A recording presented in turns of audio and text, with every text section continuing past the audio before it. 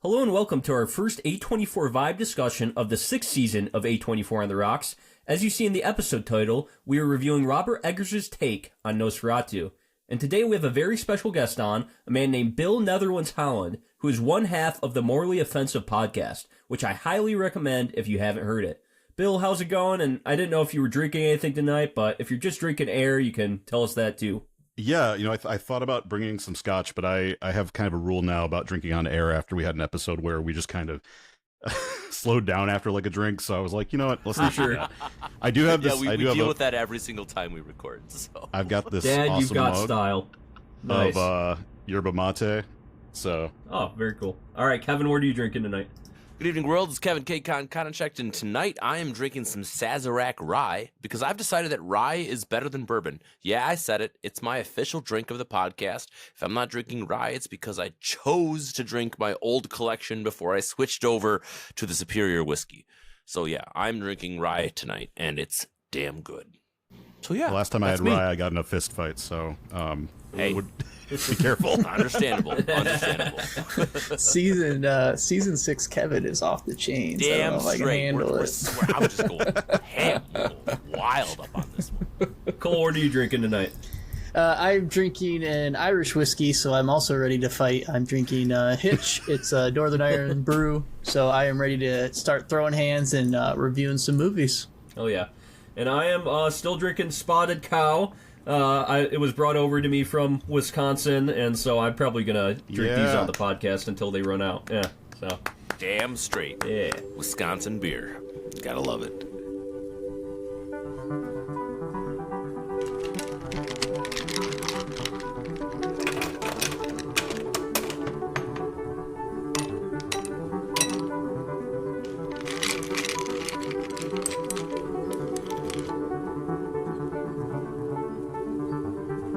A24 on the rocks.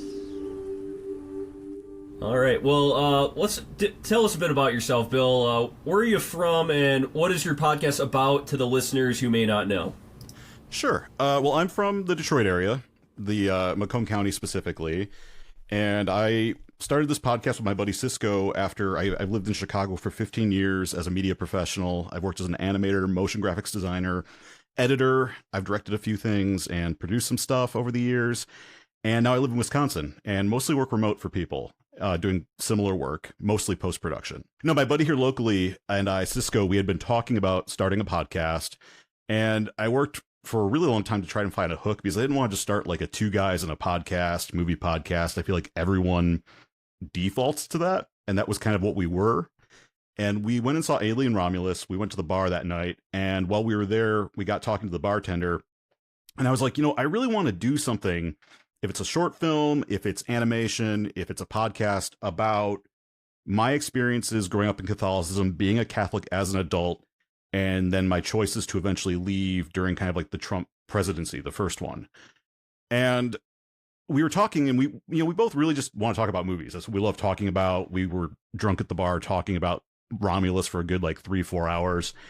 And I threw out, when I was a kid, there was this Catholic rating system, and it would rate films from a scale of A1 to A2, A3. They had a rating called A4 that I kind of think morphed into L, and then they had O, which was morally offensive, meaning no one who's Catholic should see this movie. And so I said to Cisco, we both grew up Catholic and we love movies. Let's review all the movies that were both considered morally offensive. But before that, there was even a rating called condemned, which just meant, the film was condemned by Catholics. And as we started digging into the history more, we got more people involved. My friend who's a professor, she has a PhD in this field, Jess, turned us on to the fact that, Catholics were deeply involved with banning all sorts of things from film production in the 1930s using the Hays Code. And there was a group called the Legion of Decency that really helped push censorship and the Hays Code onto Hollywood in the movies. So our podcast is both providing historical context for why certain films were banned or condemned, and then also getting into the sort of modern day Catholic issues at the very end, where we talk about hey, these guys are still doing this. They're still trying to censor stuff. They're still trying to ban books, you know. They're still obsessed with masculinity and like keeping women in a certain position in society. And I really try to bring on guests who can speak to that in the different movies. For example, our friend Jess Sullen-Blanc came on to the episode about a film called Babyface, which was one of the big ones that really got the code to be enforced in Hollywood. Stars Barbara Stanwyck. That's one of my favorite episodes we've done. We did an episode on the original Nosferatu. And we're all over the place. We just did Atomic Blonde. We've done Hot Tub Time Machine. We've done The Omen. Next, we're doing My Bloody Valentine. So it's a range of films. We're all over the place. We are trying to find a theme and start doing like seasons. So I think for the summer, we're going to do what's called Hot Priest Summer. It's going to be all priest films. Yep. I don't know exactly.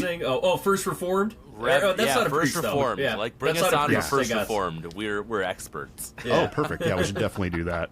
And Eric, I know I'm going to have you on for not Passion of the Christ, for the Last Temptation of Christ for Easter, because we're sickos like that. So Bill, here's my 2 cents.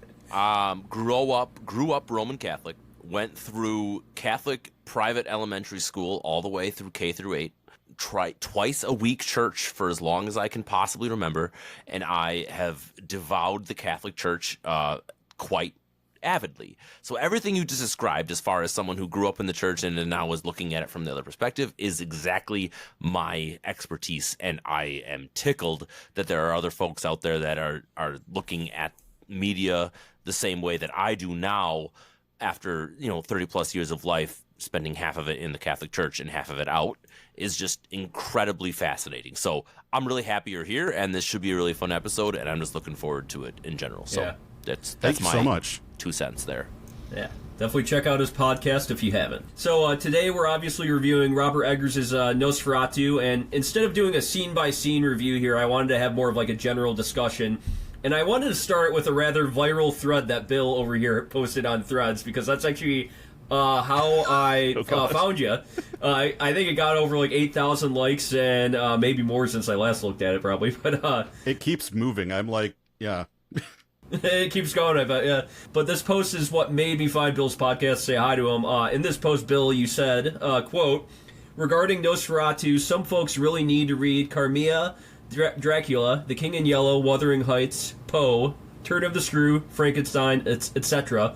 It's really striking me with this release as to how many horror fans are actually terror and gore fans. Gothic horror is a mix of romantic era sensibilities and the coming existential dread of the encroaching industrial age. It explores that which was still unknown and not understood, even in an age of reason and science. And I really love that take on this film. Thank you. Yeah, Bill, would you talk a little bit about this post and also the reaction you got to it? Yeah, so I think I posted it because my buddy, well, actually it was Cisco and I were talking about Terrifier 3, and I talked to a few other horror fans who are kind of in the same headspace as me with this stuff, and we even have like a pretty high threshold for like gore, especially like vintage, cheesy 70s gore. I enjoy it because I know it's fake, and actually we get into this on the newest episode about My Bloody Valentine. But basically, I was reacting to what I saw as being Terrifier 3 fans really kind of dunking on Nosferatu for being boring or not interesting. And I was like, did we see the same movie? And are you loving Terrifier 3 but not loving Nosferatu? And I have no problem with people. There's a place, like Eggers said this in an interview recently, there's a place for Terrifier 3. It's not my bag. And he exactly said that. That's how I feel about it. That was kind of how that conversation started. And I really want to talk about the sources of this thing, because obviously he was pulling from not only Nosferatu and Dracula and vampire lore and fiction, but also Gothic romance like Wuthering Heights, Jane Eyre, those books. And I got a lot of pushback, mostly from men. I mean, surprise, surprise. I know. Whoa, what? I know. And there were some women in there too, but it was like very much I can understand most of these references. Carmilla obviously is very deep in Nosferatu. People said The King in Yellow. They thanked me for mentioning The King in Yellow in the first place. But Wuthering Heights was the one that tripped people up. And I was listening to, oddly, the Nosferatu commentary today I couldn't get, the disc isn't out yet. So I got the digital because I wanted to be prepped for this. And Eggers specifically name drops both Wuthering Heights and the character of Heathcliff as being Orlok. He refers to Orlok as being like Heathcliff in the book. Not the Laurence Olivier version from the 30s movie, but from the actual book. And I was like, there it is. I mean, I guessed, but that is The evidence is right exactly there, what right? he was thinking. Yeah. Yeah. So, again, the pushback, I felt like a lot of it was just people not understanding that vampire literature from the night, like Dracula specifically, is what I'm talking about, or Carmilla. We're also being informed by the Romantic movement. I mean, look at Mary Shelley. Mary Shelley writes Frankenstein in the early 1800s. She is deeply embedded in the Romantic scene with Shelley and Byron. I mean, that's literally, it's right there. It's in the DNA of modern horror. So why would we ignore that? I don't know. That was the point of my whole post. Definitely. It was just like, we really need to like talk about these influences, and horror doesn't have to be a gore fest. You can have a gore fest. There's a place for that. I get In fact, it. I think it's usually scarier when it isn't. Yeah. Do you guys see this as a split in the genre? Does the elevated horror or just Yes. completely versus? Did we see that when we started seeing Hostel and Saw and some of these other just? Oh no, I mean, gore. 80s there was definitely gore fests. So even before that. So, but Yeah. you do see a shift in the genre to be split between two sides. Well, and so at this point. is what I was about to. He already said Terrifier, but recently the director of Terrifier came out, and if you're unfamiliar with the Terrifier series, it's a serial killer. I wouldn't say serial killer. I don't know. Killer clown movie series. Killer Clown. I don't want to get into Yeah. the serial killer versus mass murder or whatever. But the director of the Terrifier series said he was specifically not trying to make that series political, and there was Republicans and Democrats on set, and he really wanted to just make it an entertaining film. And this really struck a chord with horror fans and drove a wedge between them, like you're saying, Kevin. Some horror fans like to say all horror films are political, even if by accident. And then other, horror fans say there's a space in horror there should be a big space in horror for pure entertainment without any societal commentary or any subtext, which is what I think the Terrifier director was trying to say. Like, I'm trying not to put subtext into this. And how there are certain horror fans that just like, there are certain horror fans that just like terror and gore, and others who think a horror film, at least the good ones, should have some subtext. So Cole, you're a lifelong fan of horror here. What do you think of horror films like Terrifier that are just purely made for terror and gore versus films like Nosferatu that may be about how folks grasp onto mysticism when they're in a time of change?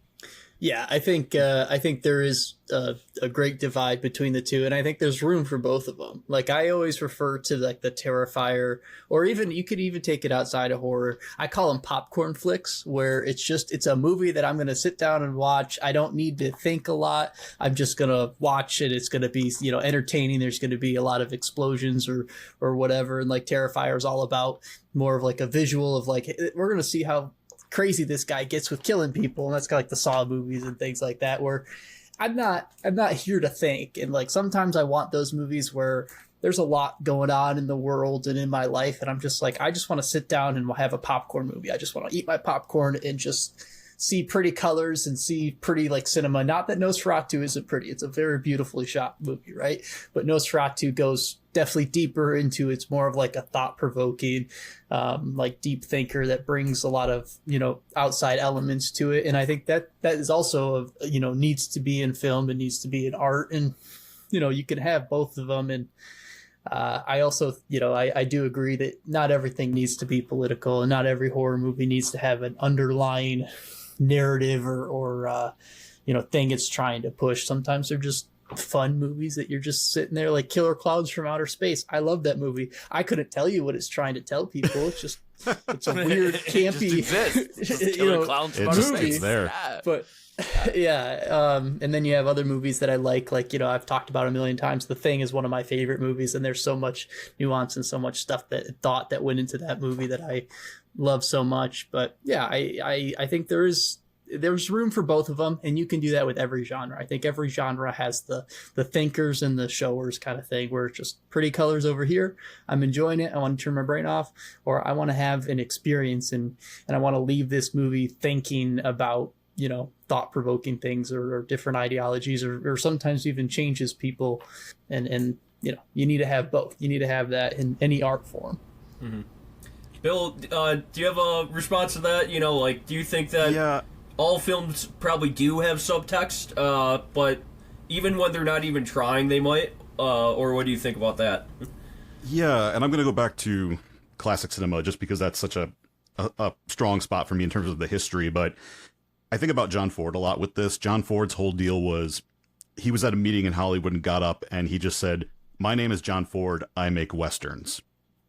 And he always pitched the idea that he was just making a fun Western for entertainment. And I do think that was his primary goal and objective. But it's weird because if you watch his cinema, he's very much trying to say things in the movies. And sometimes I wonder if there are people like John Ford, I think, who are dishonest about it, where it's like, no, you absolutely are saying things about your Irish roots and your Catholic roots and your opinions about politics in your movies. You're just kind of like being coy about it. But I do think somebody like the director of Terrifier 3, for example, is primarily trying to make entertainment. I do think people do have a point in the sense that everything we make is political to some extent, just because our personal biases show, our interests show, our perspective shows. And this is stuff I learned making, movies in film school, was people would pick apart things I'd never thought about just because it was my way of seeing the world. It's how I grew up. I didn't know my own either unconscious biases or maybe even themes I was interested in that I didn't quite understand. And so I think I get frustrated when people do this only because in my mind, by him saying that, it kind of makes horror look like the cheap genre we've been told that it is. And I think you can have a gore movie that says something. I mean, Halloween definitely is John Carpenter saying something, even though it is a slasher film. And I think that, there has to be room for that too. I worry when directors start doing this, that they are hurting the genre when, Nosferatu got a few Academy Award noms, right? I mean, fortunately, the substance is in the Best Picture noms, but it's very rare that we see a horror film that's not a prestige horror end up in the Best Picture category or any Academy Award. So that's kind of where it frustrated me, because I was like, well, a lot of us do want to tell those stories. So, that was how I saw it. For sure. Yeah. Kevin, what's your thoughts on, so Nosferatu probably does have subtext to it, as we've been talking about, but do you think it actually makes a film better to have that subtext as opposed to just being pure entertainment? I think it's interesting because Robert Eggers' films in general should be probably treated differently than most other films. The way they're historical pieces, right? In my opinion, 100%. So when you watch a Robert Eggers film, you feel like you're watching history happening on the screen, even though it may be an act of fiction in potential. If you think about The Northman, for example, The Witch was very much grounded in actual historical fact. You can absolutely say that. The same about Nosferatu. He took a very, very long, extensive research approach to this subject matter, as far as using actual texts of the folks in the real world that actually believed that vampires existed. So in general, I feel like when you look at Robert Eggers' films, you have to take it with a different grain of salt than if you were to look at maybe a different horror film or a different piece of cinema in general. I do think that in this circumstance, we really have to give him a lot of credit, a lot of credence in his research. But at the end of the day, it's hard for me going into the film knowing about Robert Eggers, knowing about the way he approaches films, having already seen his previous works, and knowing that I'm going to watch the film as a reviewer versus someone who's seeing it from the very first time, having none of those aspects. It definitely makes that film a totally different viewing experience, 1,000%. You're reading you're trying to read into the subtext as opposed to when I sat just down watch to it. watch this film, I'm trying to read into the subtext. I'm trying to read into the director notes, what I feel like I'm going to say, and it's totally subconscious because that's this reality of my position. But not everybody's going to watch this film the same way, and I think that's super unique. So I guess let's get to, what did you think the film was trying to say? because this is taking a historical film, updating it, and whether he liked it or not, he put it in the modern era. Not the actual, period of the film, but he had to update this for the modern era to make this more susceptible for audiences in the modern era. So what did you think this film was trying to say? Robert Eggers has been very vocal in interviews about how this film was truly about the female protagonist and her perspective of it, and how he went from taking the original subject matter of Nosferatu and how the female protagonist only comes in the second act, as far as I'm blanking on names and I'm awful at it when it comes to this perspective, but he wanted to be like, we thought about it from Thomas's character or whatever the male protagonist is all of these years, but now we're going to do it from a female perspective. And I thought that was really important, and he did a great job of kind of making us feel like that was the way they wanted to go. And, you know, for better or for worse, he wanted to make a new commentary on the subject, and that's really, really important from a viewer, and just if someone wants to take it in from that perspective. So yeah, I was just going to say he did a great job of trying to do something new with it that wasn't totally straying from the path of the original source material, to the point of even going back to the original scripts and the original source material or notes even, and incorporating things like Ellen, who we were talking about. She's actually, in the original movie, evidently supposed to be a somnambulist, which was it was this idea about people who sleepwalked when the original movie was made, who their sleepwalking was seen to be as them having a connection with like another world or a deeper realm of existence or the spiritual realm. And that's what he's exploring in this movie in a way that like the original really couldn't, just because of the limited technology and the, you know, you couldn't make a film that long too. So it's interesting to see him play with all of that stuff. But I think overall the film is kind of talking about that. It, you know, in a lot of ways it's talking about abuse in a lot of ways, unfortunately. I mean, in an interesting way, but she's dealing with this toxic man since she's a child. Like, she's not been able to escape this since she was a child. He's and pretty much a predator. Yeah. He is a predator. Yeah, exactly. And again, I come back to Heathcliff from Wuthering Heights, who is not really a great guy in that story. And he is sort of becomes this predatory, but like brooding gothic romance character. And it's just really interesting what he's doing with it and trying to make it his own in this context. And I do think you're right. It's also this idea of a world which is in industrialization now. You know, we're entering industrialization, but we still have remnants from the superstitions of the Middle Ages, of the pagan era. I have my little big book of alchemy and mysticism here that I was reading earlier, just to brush up. Nice. But because so much of it is influenced by, you know, the original movie, Albin Grau was deeply involved in the occult arts.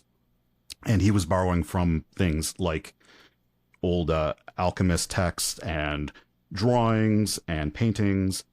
And that's what a lot of the symbols you see in the original are. In this one, I thought they were missing, but evidently it's not only in the scene with Knock where he's made the circle, but also if you look in the office, when he has the map of Transylvania, he's covering up all of these esoteric symbols. And it's a direct nod to the original Nosferatu without making the audience go, who is this wacky guy? What are all these symbols? You know, because if we went in there and he was like full high energy, we wouldn't buy it. So it's a lot of that kind of stuff. And you don't get like the coffins being stop motion lifted onto the cart and all that. So there's a lot from the original that you just can't do. Was there a symbol on the coffin too, I feel?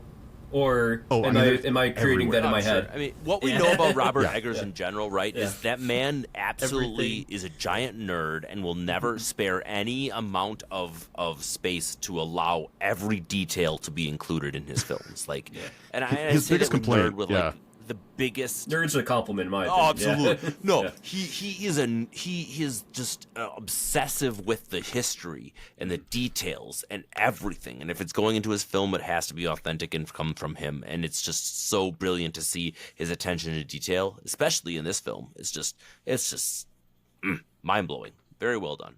We actually have a similar history with the movie because he rented it on VHS. Or no, he had to order it from a catalog on VHS when he was like 8 years old. I think I saw it around 11 or 12.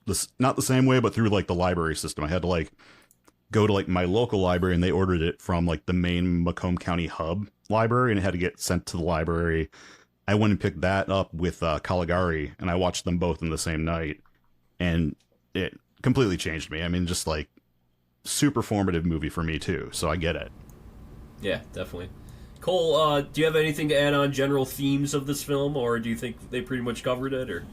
No, yeah, I think they kind of covered it with like, you know, female oppression and societal oppressions, and then also like unchecked power is like a big thing that happens with obviously with everything that happens. So I think for the most part I feel like we've touched on the major themes that was kind of injected into this bad boy.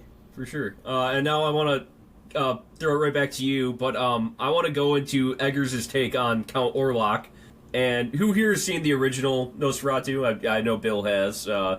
Cole and Kevin? No, I saw the episode of officially. SpongeBob. Yeah, so this is going to be interesting to talk about clips, this without seeing the original. A lot of YouTube videos, but never a start to finish. I know it's available out there, but I also know there is different dubs with different language that was edited in the 40s versus the original. Yeah. I know there was the lawsuit, right? The widow of the original author of Dracula sued the ever living sweet shit out of the Nosferatu people and shut the entire movie cinema down, or the movie production company, and all that jazz. It's a miracle we have it, honestly, because they ordered all prints destroyed. So Yep. And it made its way across the ocean. I think it got to maybe there was a premiere in America in 1929. So that would have about been 7 years after the 8 premiere. years, 7 years after, yeah. 7 years, yep. Which is so. I mean, and that is honestly credited to the success of the film throughout history after the fact. So Yeah. you know. Well, I guess, it'll be interesting to ask Cole here. What did you think of Bill Skarsgård and Robert Eggers' take on the character of Count Orlok? So some people that don't like the film complain about the breathing of Count Orlok and how that's very pitched up. What did you think about this, portrayal of Count Orlok and how the breathing is so pitched up in the film? The breathing did not bother me. I think it added to his whole aura. And Robert Eggers is he's probably one of the best people when it comes to vibes in movies, and everything he does has just such a distinct feel and intent to it, and I really appreciated that. And I thought the design of Count Orlok was awesome. I've even after the film, I saw it in theaters, and I went and I looked up the makeup and all the stuff and the design and photos that weren't all covered up with all basically photos in daylight where you could actually see all the details and stuff, and they did a fantastic job. And obviously the biggest improvement was his sick mustache that they added to it. So Yeah, but no, I think they did a fantastic job and really made his character just feel I don't know, just the feeling I got from him in the design and all of the sound and even the tone and the talk that Skarsgård did. He dropped if you told me that was Skarsgård, I would not have believed you. Never. Until I looked it up. I knew he was attached to the movie, and that was the only reason. And I went and watched this with Amanda, and when we left it, I was just like, "Did you know that was Bill Skarsgård? That's the one of the Skarsgård, the it guy." And she's like, "No way!" And I was like, yeah, "I'm pretty sure we looked it up, and it doesn't sound like him, doesn't look like him, but man, he nails it, and he understands everything you need to do to bring a character. There's so much I want to say life. about his performance in general. I don't know if we're using this as a launching point. Yeah, go ahead. Yep. If you've done any research about the film and you've heard anything about it, Bill Skarsgård goes out of his way to hire an opera coach to drop his octave an entire full level. So he takes his normal speaking voice and drops it an entire octave of what it normally is. And everything you hear in this film is Bill Skarsgård. Everything outside of two lines when he's screaming, where they had to tone it a little bit higher digitally, is all Bill Skarsgård actual recording him. He learned Mongolian throat singing for this film. This man dedicated himself so much to this. It's absolutely fascinating. I wish I could do it. Yeah. It's absolutely incredible. So, long story is Bill Skarsgård was not in. So this movie has been around for about 10 years. It started production in 2015 as far as the original time, but Robert Eggers was basically too scared of himself, so he decided to wait. I think he started writing it probably in 2015, right? Yeah. And his interviews are basically I should not be making my passion film as my second film. I don't deserve it. Because Robert Eggers is very much a I am not good enough type of director, even though he's incredibly good. He just doesn't give himself the credit. So in this circumstance, the same thing. He wasn't giving himself the time of day to be like, I did a good job. So that's why it took 10 years for him to actually put through after he did The Lighthouse, after he did The Northman. I mean, you know, we already talked about The Witch, but he didn't give himself enough credit because, for those who don't know, this is a passion project for Robert Eggers.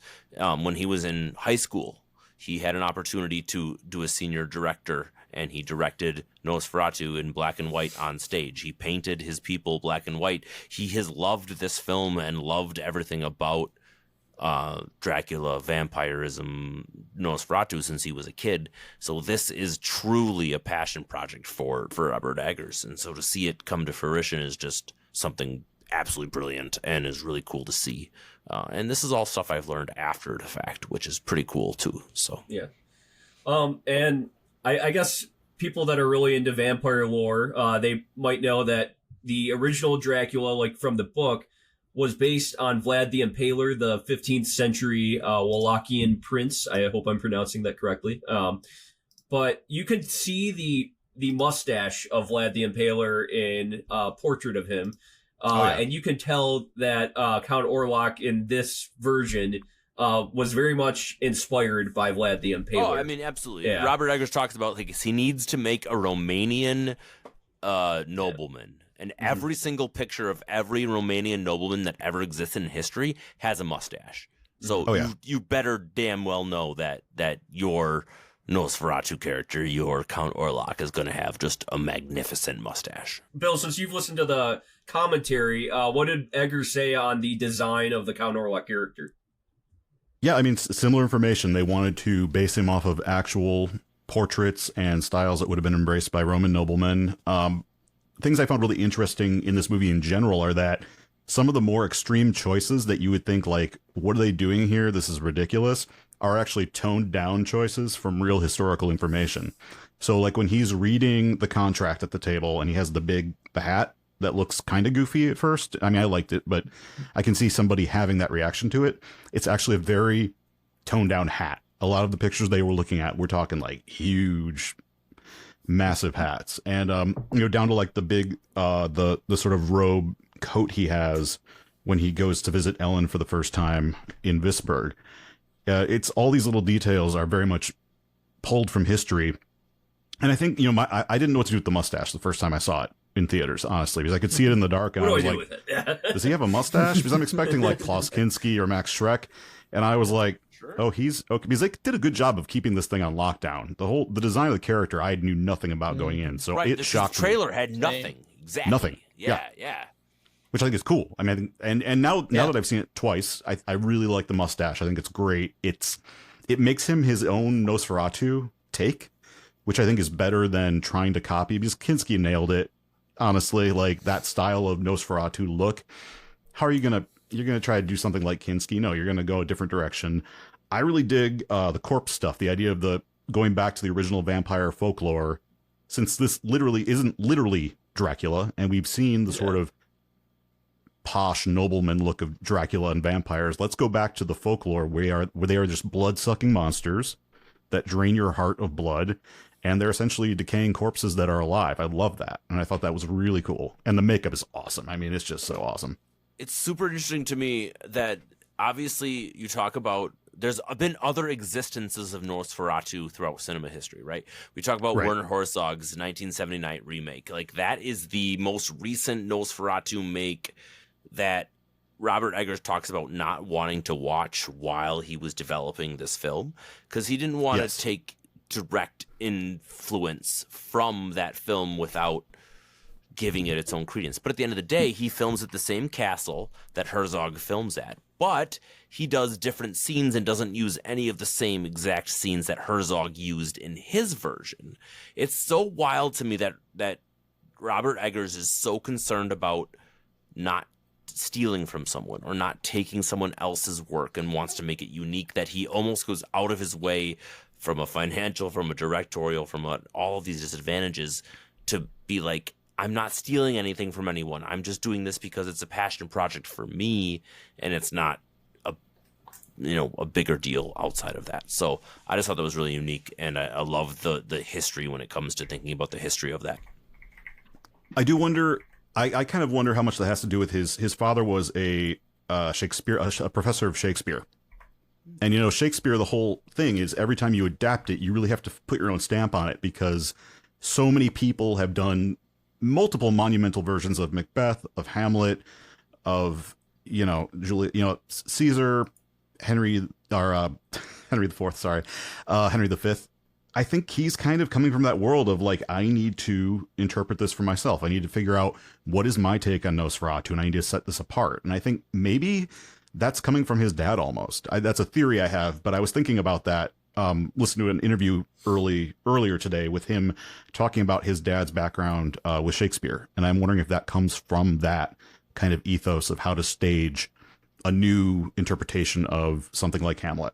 I mean, not to segue too much, but we look at the Northman, and the Northman is a one-for-one essential reproduction of Hamlet and some of those things. So there's absolutely Shakespearean aspect in all of these romanticism pieces. So I think you're probably onto something there, for sure. For sure. And, before we move on from Count Orlok's character, I do want our audience to hear his voice just once again. You must bounce on it. That's the choice. That is the choice. Crazy style. I'm just kidding. That's the meme that's going around right now. But it was bounce on it. All right. I had to upload that to our media clips. Yeah.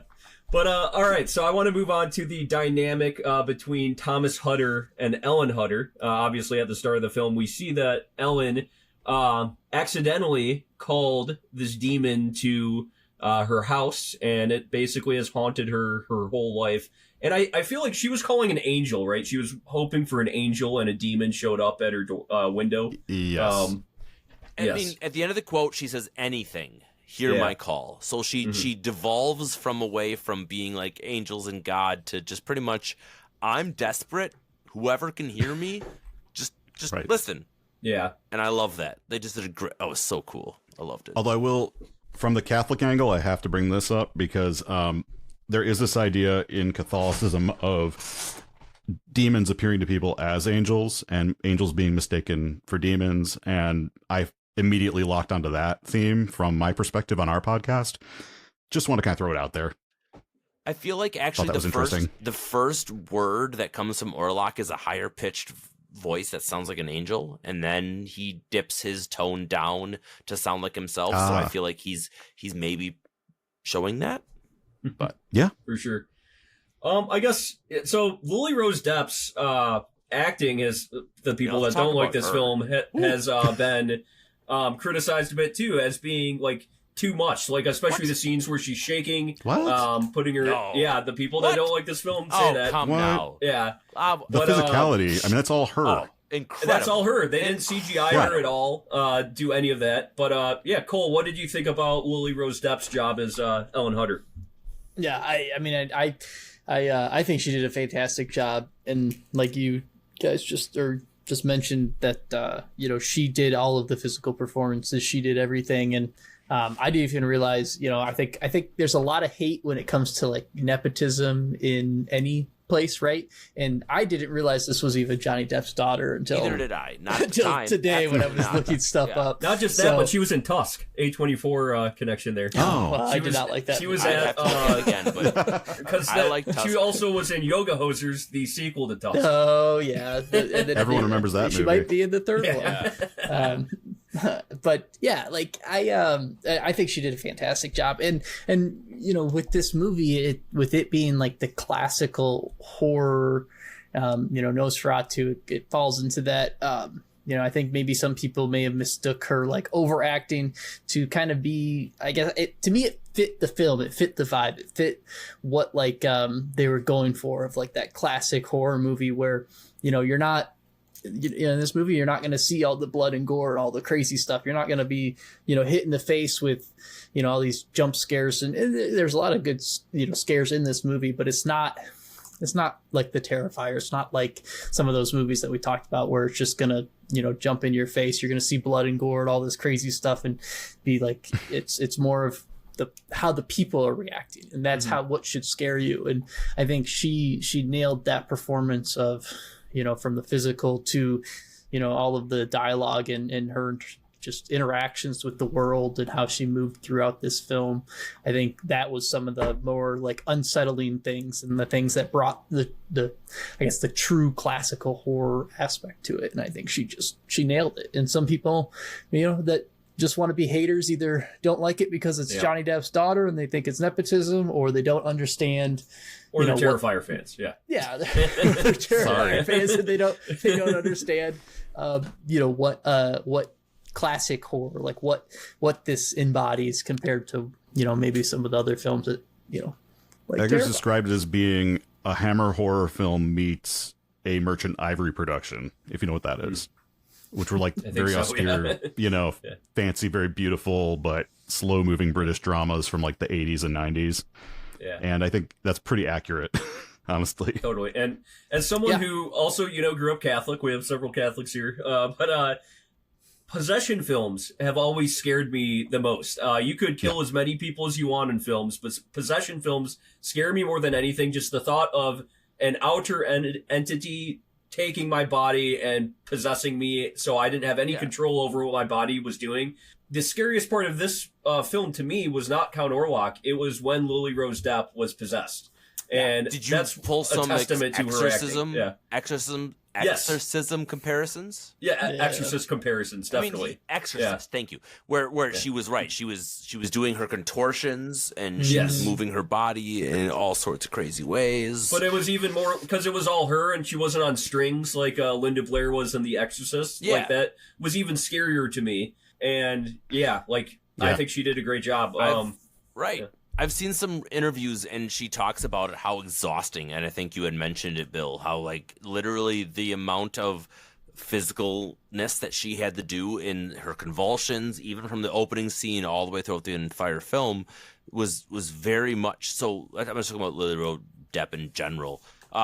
Anya Taylor-Joy was attached to this film originally. Of course she was, Robert 10 Eggers, years ago, right? Exactly. Yeah, right. So she was supposed to play this role, and due to scheduling conflicts and whatnot, she, wasn't able to do it, and Lily Rose-Depp was, cast in that role. Yeah. It makes me think about that, like, we love Anya Taylor-Joy, and she's done a lot of great stuff with Robert Eggers, and she's done a lot of stuff with A24, but I honestly think that Lily Rose-Depp will become a superstar based not just on this film, but everything that she's going to do after this. She already this. Is, kind of. Right, but she's just, even more. maybe not the pedigree alone, but she did a great job. And I didn't know anything about her before I saw this film, and she just did such a wonderful job for me of embodying a role, especially when you need women to be strong in this particular role. If you're taking on like I'm going to counteract the devil and all of those other things, like especially in the final climax of the scene, like she just did a great job in general, and I just was really impressed.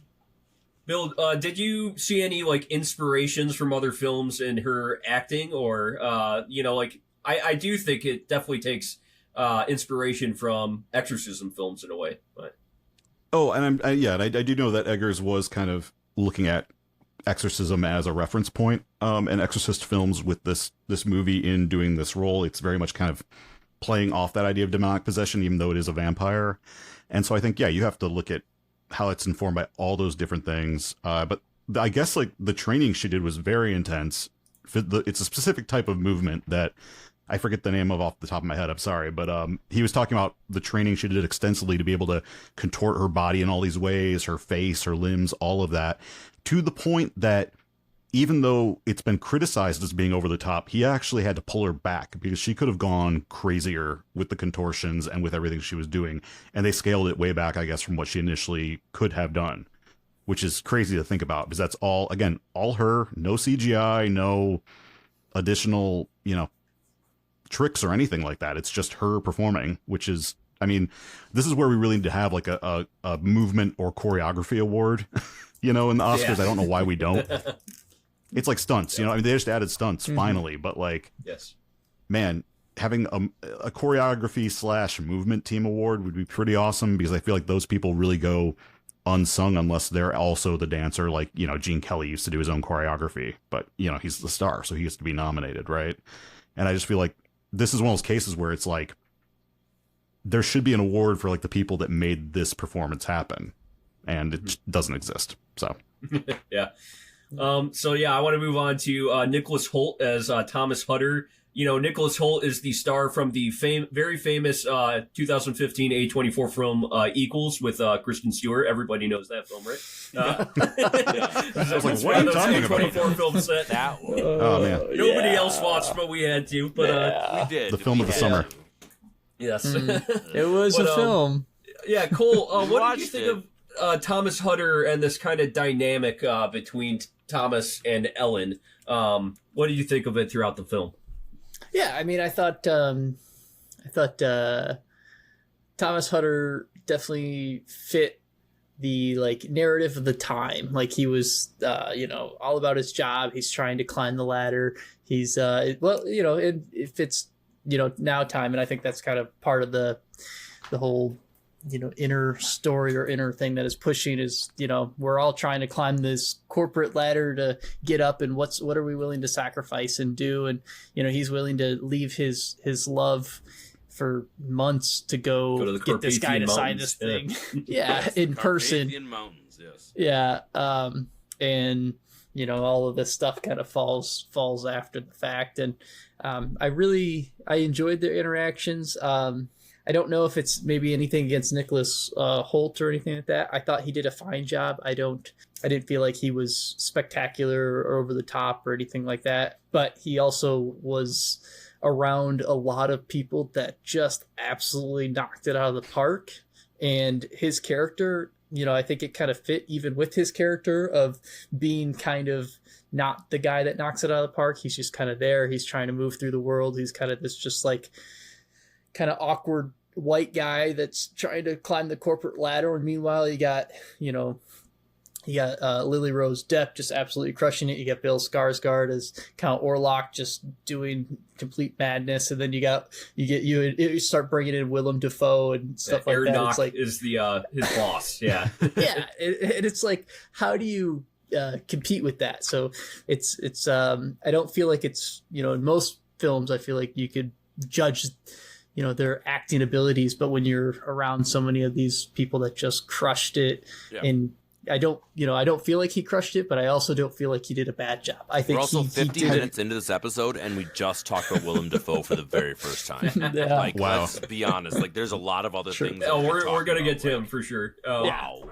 Yeah. But yeah, I feel like he did a serviceable job.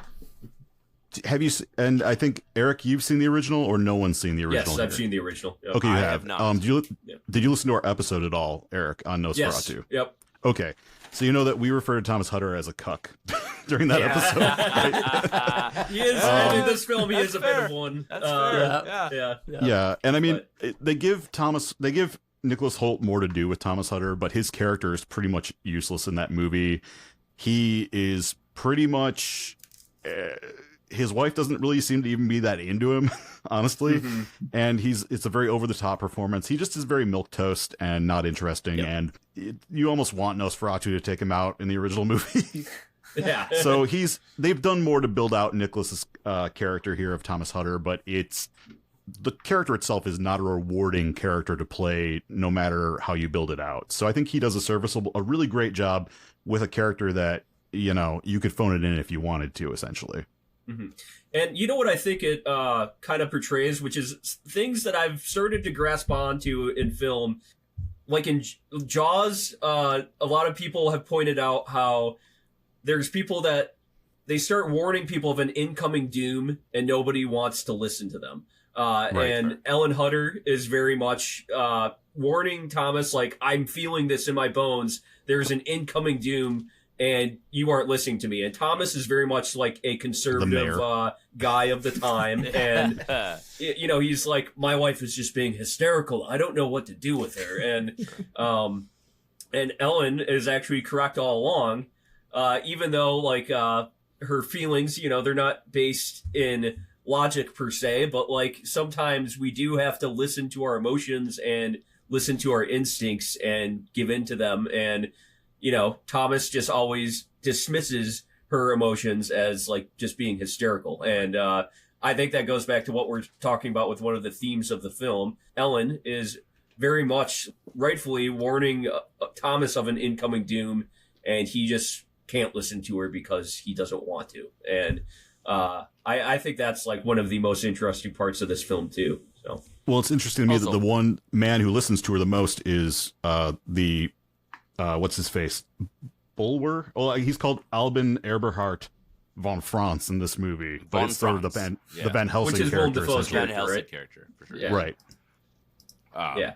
On And a so, yeah, casting note, before we moved on, Harry Styles from One Direction was originally thought to have played Thomas's character. I think I heard about that. Yeah. Yep. Oofda. I'm glad that did not. I like the Yeah. qualifier Harry from One Styles is okay. Direction. Yeah. I mean, for those who don't know who Harry Styles is, yeah. He At was this point, Harry yeah. Styles in Dunkirk too? Yeah. Oh yeah. Or yeah, okay. Yeah, I thought he did a good job. He's with one of the that. guys on the Nice. boat where they're stuck in the boat. Yeah, for sure. But yeah, no, I think it worked out better, obviously, in this direction. Yeah, no, I like Nicholas Hoult for sure. And yeah, like Bill was saying, it's just not a very rewarding character, and he has to be more reserved at the start until he does get overtaken with Did Doom anyone himself. see him Yeah. in Renfield? I didn't. I'm just curious. I didn't. No. I started watching he it. played Renfield right before he was in this film, right? What, a couple okay, months, a year before this one came out. That was That's like, It's Nicolas interesting Cage he's doing too, right? both. Yeah. Yeah. yeah. It's yeah, and it's almost like Robert Evans Yeah. obviously had this project going, and he's like, "I want you to do it," and he's like, "Well, I guess I'm not going to say no to you," you know. And yeah, like, so let's move on to Willem Dafoe's character, Professor Albin Eberhard von Franz. And in Dracula, this would be Van Helsing. So Bill, have you read Dracula? The original? Yes, it's been a minute. I've read it probably twice. Yeah. So, like, how do you think this character has evolved over time in a way? Because obviously Van Helsing, is a little bit different from the Nosferatu version of him, and then we get this updated version, and we get it very Willem Dafoe'd.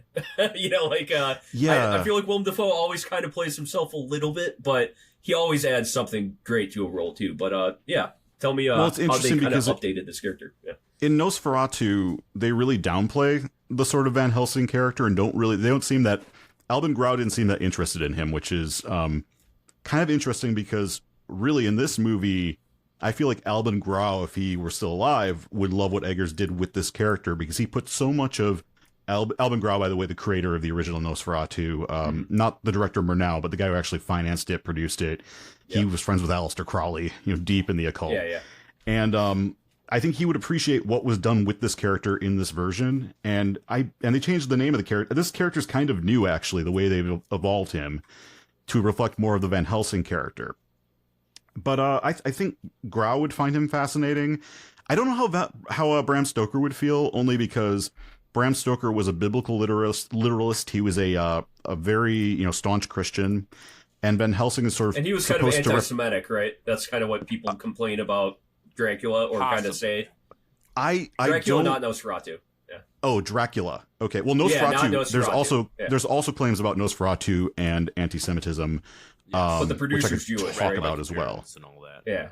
Yeah, well, it's the outfit is very Slavic coded, which goes back to kind of also like hatred of the Jewish people in the original. And I don't think we've talked about this because the filmmakers were mostly Jewish, gay, and then a guy heavily involved in the occult financed it. So it seems unlikely they were doing that on purpose. But Dracula is a different story. I didn't do the research on Bram Stoker and anti-Semitism, so I can't speak to it at the moment, but I have heard that. I just don't want to sign off on it, not being sure. Stoker, I think, was more interested in these themes of like the good and evil of it, the more of a bipolar dynamic, and Eggers is more interested in getting into the sort of the old spirituality, the folk tale, the folklore of it all, right? He's got a guy who's an alchemist, which is a practice which combines both science of the time, but also old religious superstitions. I mean, we're talking going back to like the Gnostics, stuff that was suppressed by the Catholic Church once Rome kind of consolidated Roman Catholicism. We're talking about old Jewish traditions like Kabbalah, things like this coming in through alchemy, and alchemy very much being viewed as kind of a heretical practice that was in a lot of ways suppressed during the Inquisition.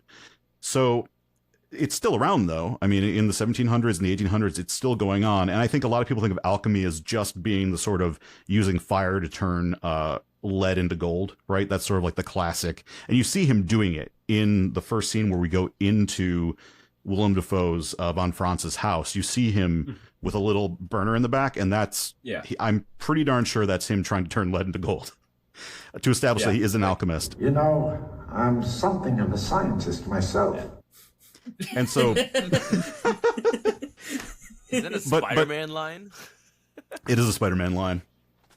But yeah, no, alchemy was also this kind of crossover with theology and science. It's I still don't fully understand it, and I've read about it, and it's a very strange practice, and Eggers seems very interested in getting into that and also the occultism of Alban Grau through this character. And it's interesting as well that this character also seems to be a practicing Christian. I've heard people call this the Protestant Dracula movie because there are no crucifixes in it, if you notice that at all. There's 0 crucifixes. Yeah. Well, hold on. I thought Nicholas Holt's character has a crucifix around his neck and he rips it off his throat. That's a good question. I'll look into it. I thought it was a cross, but it might be a crucifix. There are crosses. No, the difference. Right. Never mind. There is not the crucified Christ. You're correct. There is not a crucifix versus the cross. Thank you. You're right. There is not. And classically, crucifixes. Thank you. Yep. Exactly. Yeah. That's a good point. And I dig things like the Orthodox Church, for example, that Hutter ends up at after leaving Nosferatu, Orlok's castle is super cool. But it is interesting that like you don't see crucifixes in this movie, which play heavily into like the Dracula lore and a lot of like subsequent vampire lore. True. Right. But you have this both this esotericism, the occult angle, and the alchemy with the Von Franz character. But also you see him cross himself. He does the sign of the cross when they see the plague victim, which had me going, okay, is he a practicing Catholic, but also an alchemist, which you could be. You would technically be a heretic back then, but you could be a practicing Catholic. But only a Catholic would do that. So that was a question I had. Was that a mistake? Was that something Dafoe threw in and they didn't catch? Or was it a character bit where they were trying to play with the nuances of this character who kind of exists between the old world and the new world? I wasn't sure. So... Yeah, that's an interesting question because you would think that with Robert Eggers' attention to detail in general, he wouldn't let something like that slip in any perspective. So. He missed a few things that he talked about, actually. During the scene with the Orthodox Church with the nun who finds him. Yeah. When they're like whipping him with the leaves or whatever. It's like an exorcism ceremony or something. I don't know exactly what they're doing, but you see the one nun is a very high-ranking nun in the Orthodox Church, based on her like garb that she's wearing. And then the younger woman, the one who finds him, has a cross. And while they're talking about him and watching him, she clutches it to her breast like this. And Eggers in the commentary said, that's actually, you're not supposed to do that. That's actually really, I guess, blasphemous is how he's explained it. So there are things, and he said, I missed that. Whoops. So there are details he did miss, but it's funny when he points them out, and it's something that I just wouldn't even know to be wrong. But you can feel that, see how an actor would make that choice, because it seems right if you don't know. Yeah, for sure. Cool. Yeah. Out of all the Willem Dafoe characters in the long, filmography of Willem Dafoe, where would you place this character? I feel like I place him, below Lighthouse Willem Dafoe. Yeah, that's top. That's peak Willem Dafoe to me. Yeah, but definitely above Spider-Man Willem Dafoe. And I think he's like pretty. I would say like top 5 Willem Dafoe. Top 5 Willem Dafoe. Yeah, he's. I really liked his character. I liked his introduction, and I don't know. I just love Willem Dafoe, and I love his just manic energy that he brings, and he nails it on this one. Milwaukee energy too. Milwaukee energy. He went to UW Milwaukee. I love that man. It's right down the street from us. Yeah. Damn. And I will say he like the trailer for this movie, he's like the main thing that got me pumped for it. Was just like him standing out and like with the torch. It's like, I don't know. I really liked his performance. I think he always nails it out of the park. But yeah, definitely top 5 Willem Dafoe performances. Not number 1. Yeah. Lighthouse. Here's my 2 cents on one. Willem Dafoe in this film. I didn't realize going into it that he was going to be in it, but I should have because I knew about his relationship with Roger Eggers in his films in general. But all it took for me is we're getting to the scene and we hear his voice before we see him. He just says whatever the line is behind the closed doors as the doctor is approaching, essentially. You right away, yeah. That sounds like Willem Dafoe. Of course it's Willem Dafoe. This is a goddamn Robert Eggers film. And then, the second half of the film is filled with nothing but him, which I find just brilliant. I loved his character because he was the only one out of every character who understands our female protagonist's perspective. Ellen's and he's the one that actually helps her kill Orlok in the end. He's the only one who quiet. sees her, who understands her. Yeah. Think about someone whose her entire life has been spent being like, you're crazy. Everything you feel is wrong. Every emotion you have is against the time. You can't feel the way you feel because it's wrong. You can't have passion. You can't have desire. Everything is against. And the only person who's like, wait, you might not be crazy is Willem Dafoe's character, and that's when he just says like, Thomas and Friedrich, or no, it might have just been Friedrich. Is just like, what's wrong with her? Like, do you finally know? And he's just like, she's possessed. Like, she just. I do like that. Even though he listens to her, he's still like coming up with like quack ways to deal with it. Like, True. You know the scene where she puts up her hand and he puts the spike through her hand. Yeah. And it goes all the way through. That's real. They used to do that to hysterical women before they invented vibrators. They would take your hand and put a freaking ginormous pin all the way through it. All the way through your wrist. That's a real thing. Yeah. Yeah. Something's not right with her, guys. Yeah. So before we wrap this up, I do think we need to touch on Friedrich Harding, played by Aaron Taylor Johnson, because he very much portrays the industrialist that Bill was talking about. He is the wealthy shipbuilder in the fictional town of Wiesberg, Germany, which is actually based on Wismar, Germany, if I'm not mistaken, right? And now, Bill, you think, like you said, this film was kind of talking about the incoming industrial age.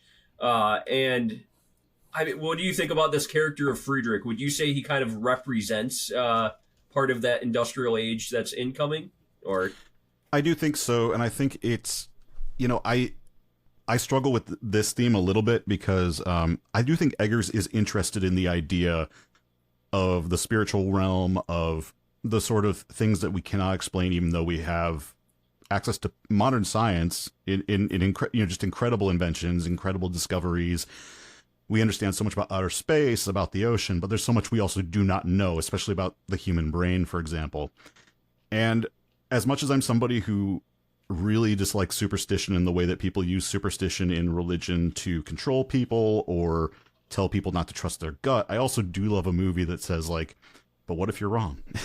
Yeah. And I think a lot of this is, Willem Dafoe kind of representing the old ways of the spiritual realm. And you can read that as being the occult.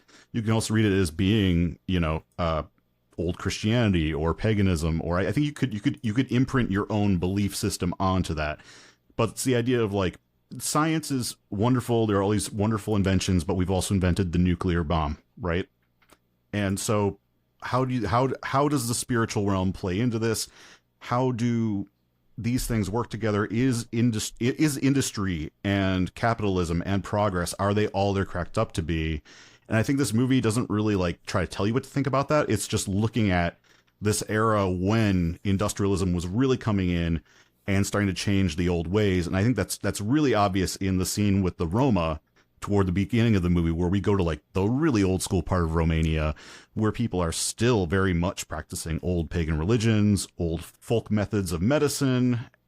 and they have these incredible superstitions about vampires, which to him, coming from the quote enlightened industrial town, it seems ridiculous. Vampires, how would those exist? And we see this as well in things like The Exorcist is a great example, where we just did an episode on this, where they literally rule out every last medical explanation, scientific explanation. Doctors are gaslighting the mom and Reagan. And this movie gets into a lot of that. I think there's actually very similar themes between this and The Exorcist when we're looking at women's healthcare, listening to women, and just the battle between what we know through science and what we still do not know or understand and what is unexplained. I also think that, like, updating this movie to a modern setting, my wife pointed this out, is that this almost is an anti-information age film, anti-internet age. Because with the information age and all of its perils, as it started incoming, people had a dread about that too. And it was kind of hanging on. There was a lot of people that were hanging on to the pre-information age, pre-internet age, and they romanticize it and think of it as kind of a better time in a way. And I think that's also possibly a commentary in here too. Is like this film was almost like an anti-information age film too. I don't know about anti, but I mean, I think we all feel the stress of it. I've stopped using DoorDash and Uber Eats, and I've started just calling the store and picking up because I'm sick of the fees. I'm sick of like just things not showing up, and I'd rather just like give them my money, you know? Mm-hmm. So I think and that's such a dumb example, but it's just like there are those little things where sometimes you're like, maybe. Right. Well, like being able to test out a computer, for example, instead of ordering it online, like going to a store to see something. There are these little things that seem like, well, I mean, that's not that big of a deal, but I do think those things add up when you start thinking about the benefits and the pros and cons of all of it. And obviously, everyone always panics. Right now, AI is the big panic coming in, and people don't know where that's going to go. I mean, I don't know if it'll take my job or not. I don't know what's going to happen. I personally think that AI will become supplemental to what we do and roles will change, but I don't think it's going to like take every single job. It will take a lot of jobs, but I mean, people always panic when something new happens. So change is scary. Yeah. Who moved my cheese? I'll go to you right next. Cole, what did you think about Friedrich Harding and kind of this wealthy industrialist that he portrays, or that he is in here? Yeah, I mean, I think he was a needed character. I really like Aaron Taylor Johnson. I like him in pretty much every film. I always appreciate him. So when I saw he was going to be in this film, I got excited. I think he personified that like industrialist new age, like new wealth kind of mentality, and how he was, you know, he's trying to take care of his friend who's by taking care of his friend's wife, and he's just like, you know, she's ruining this whole family, and he I don't know, he just like personifies the new age, and he's just trying to downplay everything that Ellen is bringing in, because he's again very like new age mentality, and won't listen to her or really any woman in his life at that point. And I don't know, I really liked his character and the way he portrayed it, and I think he added like such a unique element and kind of that spur of new age industrialist man, and you know, working at the docks, and I don't know. Again, I'm a sucker for him in any character, but I thought he did a very good job portraying that character, and also kind of seeing how his life gets ripped apart through this process of, you know, he's helping his friend who then leaves, and he's taking care of his friend's wife who, you know, essentially goes crazy, and he watches his whole family, you know, he loses his kids, his wife, his everything, and eventually, you know, loses himself as well. So. Mm-hmm. Oh, in a very dramatic way, where he defiles her corpse. Yeah. So we all agree he was definitely doing stuff to that corpse that you shouldn't be doing, right? Yes. Like he wasn't just grieving and holding her. I think he had sex with the corpse. Okay. Is there any disagreement? Oh, yeah. There? No, that's what we thought too. Okay. He's a lonely man. Yeah, we've all been there, you know. Oh, yeah, we've all been there. Yeah, we've all fucked a corpse, you know. We've all had our wife and children die in front of us. Desperate times. What are you gonna do? Trauma does things to people. Kevin, do you have anything to add about, necrophilia or that character? Or Out of all the characters in our entire film, he was probably my least favorite, I guess. I think he's supposed to be, right? Maybe, yeah. But there was I guess no, Count Orlok should be, but no. I mean, as far as like the way the actor portrayed it, I guess. Yeah. I don't know if it's supposed to be just a little bit corny, a little bit over the top. Mm-hmm. Just everyone else felt way more authentic than that performance, and it's, I don't know. I could be nitpicking. I really could be nitpicking at this point, to be honest with you. He did a good job of showing my wife and kids are really important, and your melancholy is not. Like, that was a good job. They did a good job of separating that, and that person is important, that character is important. But I wouldn't, really ride home too much about how the performance was handled one way or another. And so, I guess now we'll finally go to, one more theory that I kind of wanted to throw out there. So, the original Dracula, a lot of people do think it was anti-Semitic because there was fear of Eastern Europeans / Jewish people that lived in Eastern Europe. But it was also the fear of the plague coming back, which, that is very much in this film, too. There's a theory that Orlok died, his character died from the plague, and then Ellen brought him back to life with her, whatever she was doing. And that's why he brings the plague with him, is because he died from the plague. And the original Dracula is very much fear of the plague coming back. And a lot of people blame the plague on Jewish people back in the day because they actually did not get as sick as others because one of their religious rituals was bathing and cleansing themselves. And just this normal act of cleansing yourself made them less susceptible to getting the plague. And everybody was like, why aren't they getting the plague? So, this must be their fault. And they killed them for it. Am I looking at this right? Was the plague really 1346 to 1353? Is like that? It came back over and over again. There's but more I plagues. think that was the as far as the Black deadly Death plague, itself. I believe. That's the Black Death. That's the most deadly.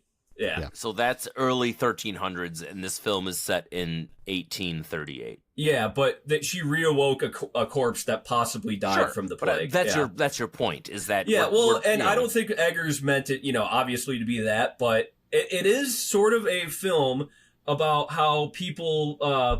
we're just post-COVID now, and there's a lot of anti-immigrant sentiment. I think he's more showing and commenting on how people react to that kind of thing when the town goes into mass hysteria after Orlok gets there. I don't think he's pro that, but I think updating this film, you could actually take a little bit from that too. I don't know if I'm reaching too far, but I don't think you are, because if you look at it right now too, and I don't, and obviously it's hard because this film was written, or he started writing it before the pandemic, right? So a lot of these ideas were in place, and he said that they were in place before the pandemic happened. And this is something he's wanted to do since he was a kid too. Yeah, it is very interesting that a film about a plague hit, right after a pandemic is when he finally gets released. Yeah, right time and place. When you talk about the anti-Semitism, I mean, not to scare away any of your partisan viewers, but this is just me repeating facts. But it is interesting that RFK just made a statement about how he thinks that the COVID vaccine was engineered the COVID virus was created by China to pass over and ignore Chinese people and Ashkenazi Jews. Okay. So, of course. Wow. Yeah, it's not a lot has changed. That's the thing. That's the really depressing thing we find out with our podcast with Catholics. Science. Nothing changes with paranoia and religious fervor and conspiracy theories. And obviously we have this unregulated tap of social media that just spouts a lot of BS. And whatever's repeatable. It makes it easier for people to latch on to populism, just as it did with radio in the 1930s. So, well, and actually, let me look up what year was the printing press.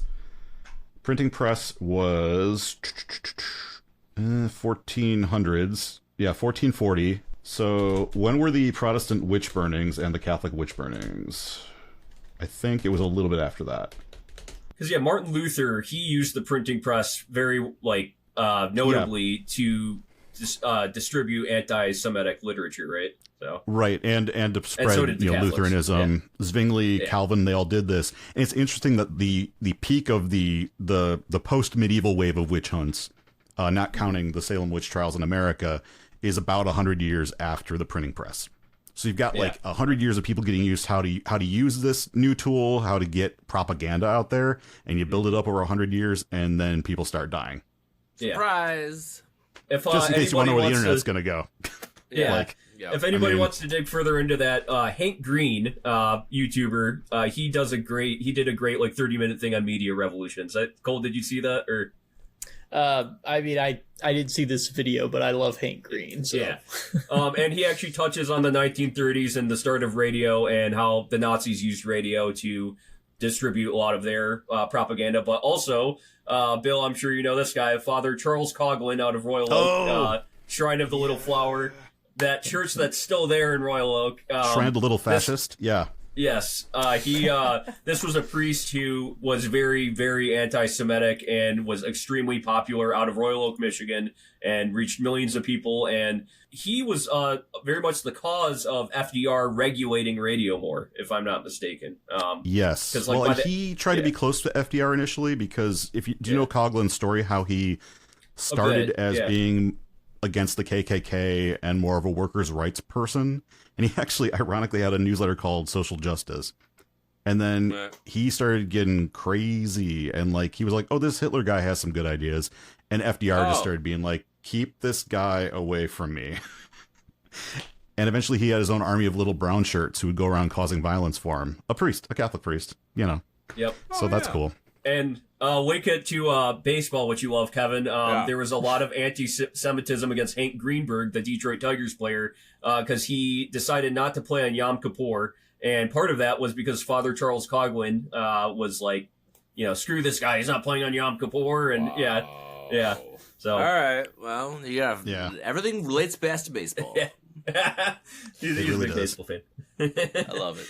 All right. Well, let's wrap this up. Go Tigers! He's a Brewers fan. He doesn't care about the Tigers. It's different. Really? So I've lived in Milwaukee, so I really should watch myself, honestly. Yeah. Well, I mean, I'm glad you live here. I mean, it's a great place to live. But I'm a diehard Brewer fan for life. He is the manager of Lion's Tail Brewing. We'll just give him a free advertisement. So I don't know if you've nice. I'll stop on by. Cool. Out in Wauwatosa. Come on. Yeah, I know Tosa. Wauwatosa, which is Potawatomi for firefly, for those. Nice. All right, well, if you haven't listened to our podcast before, we do this for A24 Vibe discussions too. We give an A+ 24 rating through an F- 24 rating, and these Vibe discussions obviously is our way to loop in different films by maybe A24 adjacent people or films that inspired A24 films, but we still do rate it between A+ and F-. So I think I'm going to give it to Bill to rate first. Why not? Let's let our guest go first here. Sure. And as part of this, I've brought a little gift from our podcast for your listeners to enjoy. Every week, I like to read the most insane Catholic review of a film I can find. Yes. And just enjoy it. I'm not going to read the whole thing, but I'm going to read the good bits that will really allow people to appreciate it. So, Film Buffs, this is from a guy named John Molderig, who is our favorite kind of guy to pull stuff from because his language is hilarious. I'll just pull some good quotes from this. Film buffs will easily recognize that the atmospheric horror yarn Nosferatu is both a variation on and an homage to the eponymous 1922 silent genre classic helmed by F.W. Murnau. Unlike that foundational film, however, the newcomer is both artistically flawed and ultimately morally unbridled. As written and directed by Robert Eggers, the proceedings are initially restrained but grow increasingly graphic, both in terms of mayhem and of erotic content as the story unfolds. Aesthetically, meanwhile, the tone of the dialogue wavers between old-fashioned lyricism and alienating artificiality. Nosferatu eventually goes off the ethical rails altogether as it moves towards a conclusion bogged down by the muddled metaphysics espoused by von Franz. The film, and here's the part where they explain why they're going to ban the film or make it, I guess, morally offensive. They don't ban films anymore. The film contains skewed values, much gory violence, grisly images, strong sexual content, including graphic activity and full nudity, and several, and this is my favorite, mild oaths. Mild oaths. What is that? Yeah. Oh, like oaths to, like The occultism or classification something? is morally offensive. Yeah, mild Yeah. oath is when you want to swear but you don't swear, so it's like saying frickin' or son of a okay. nutcracker or darn, which I don't understand why that's even like Mild a thing oaths. to worry about in 2025, Mild but oaths. Yeah. that's my That's favorite. funny. So anyway, Very trad Catholic. I disagree with John, as Yeah. I'm sure you figured out. Yeah. I'm going to give this one, I don't know. I really love this movie. It's probably one of my favorite vampire movies now. I'm actually going to give it an A+. I like it a lot. Nice. And I'm obsessed with Nosferatu, so it's really hard for me to be like objective about this because I just love the story already and he nailed it. I mean, he didn't do anything I really have a problem with, so yeah, love this movie. Yeah. Awesome. All right. I'm gonna throw it to Cole next. So sometimes Cole likes to bring up weird Amazon reviews, and so when I was listening to your review of that, I wanted to throw it to Cole next. So Yeah, so I did find a 1-star review of this movie, which I will say this movie, it seems to be one of the most divisive depending on the platform that you go to review. So if you go to like IMDb, it has like a 7.3. If you go on Rotten Tomato, it's 84. If you go on to like Google's, it has a 2.9 out of 5. So it's like, I don't understand where this is coming from. So this was actually from Google because Amazon doesn't really have any reviews, at least not enough for me to care about. But this one was Nosferatu. Wow, I have never laughed so much since Pet Detective. I really could never imagine anyone make me laugh so much and cry at the same time as Jim Carrey. But boy, was I wrong. Well done, Eggers, my main man. You've done yourself. You've done it yourself this time. You've made me proud with belly laughs, tongue-in-cheek comic, dark fantasy, and you have me gagging and uncontrollably relieving myself. What an all joy on-screen antics for the cast. Like I don't know what this guy watched, but he It sounds like a troll review. Yeah, like he keeps going into from the performance of Dafoe, and then at the very end he just says bravo, huzzah, and that he equates it to Young Frankenstein. The one comic line was the schnapps line, right? Like, yeah. When he Like goes, I don't "Want any know schnapps?" what this guy watched. I don't know what most of these people watched. Pretty much a lot of people that reviewed it 1 stars were just I think didn't understand it. They said it was slow, and everyone said it's very beautiful but extremely sexist. So that was another kind of general, but I really liked this guy just because he just comes out and talks about Pet Detective, which I love Ace Ventura and Jim Carrey, but I can't say I've ever equated it to Nosferatu. So final rating. Yeah, so I really like this movie.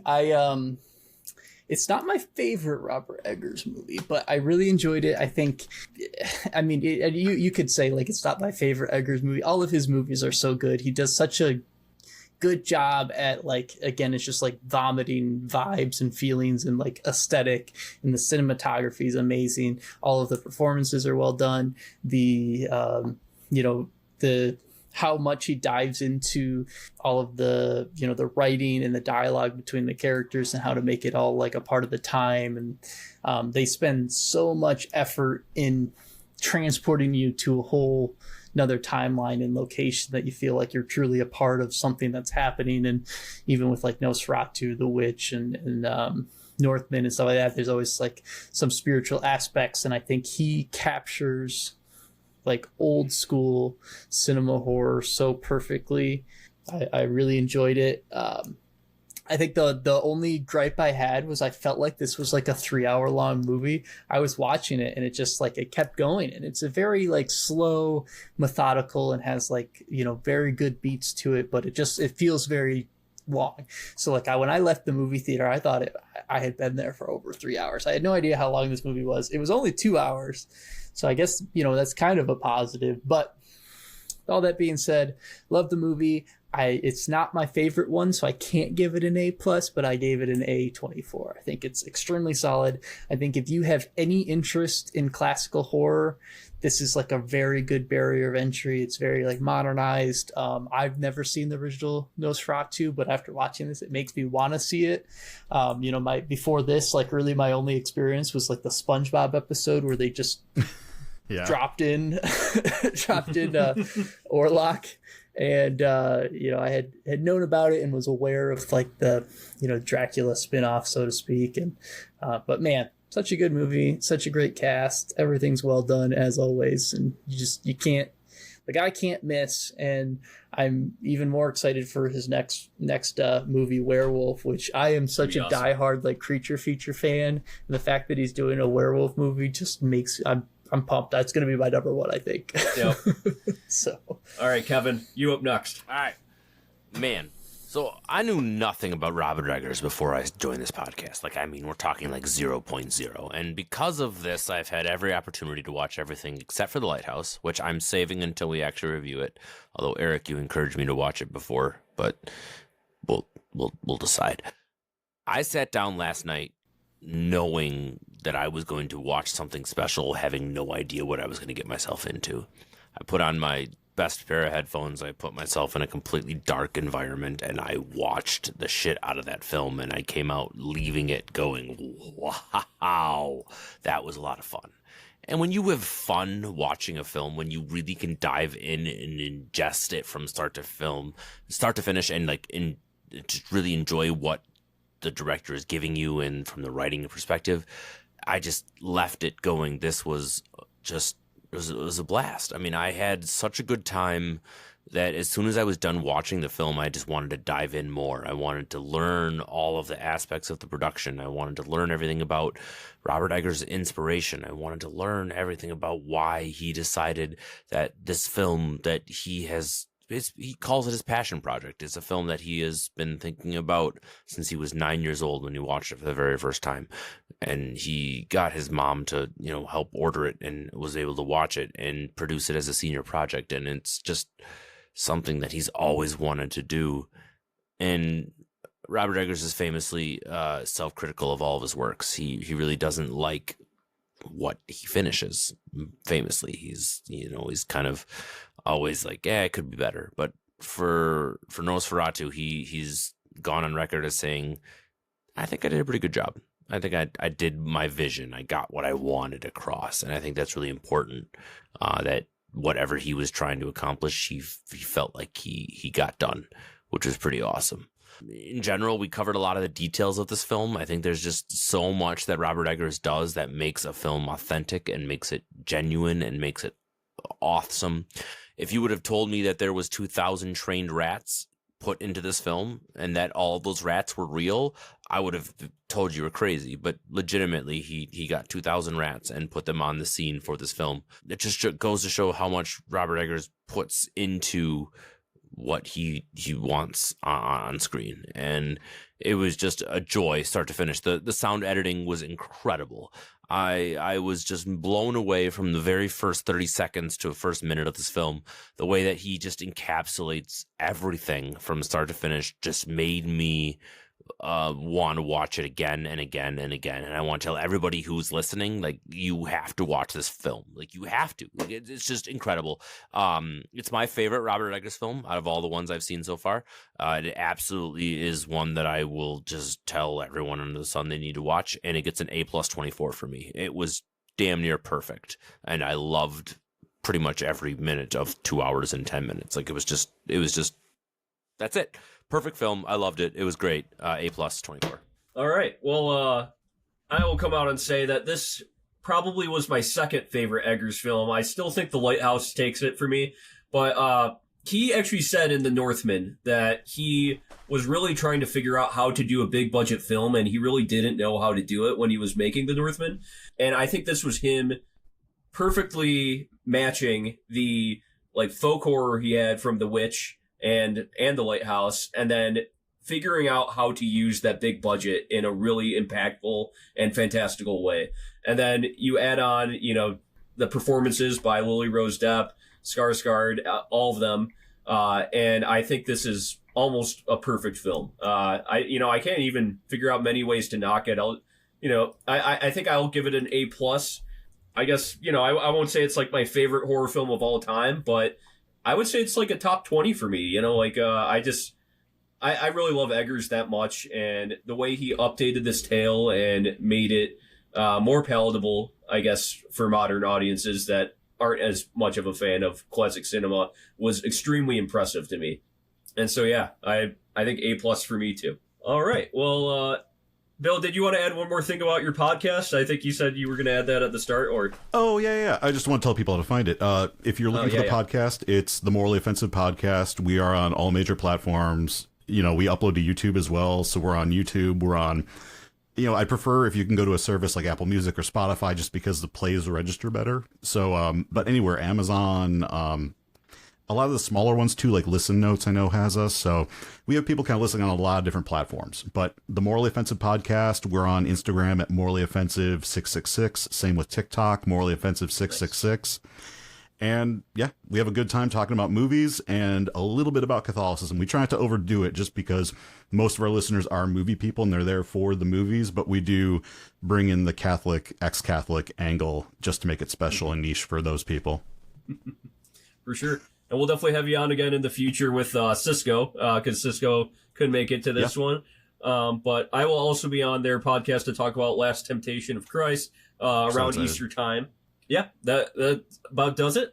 Thank you for listening, everybody, and have a good night. Bye. We'll see you. Have a good one.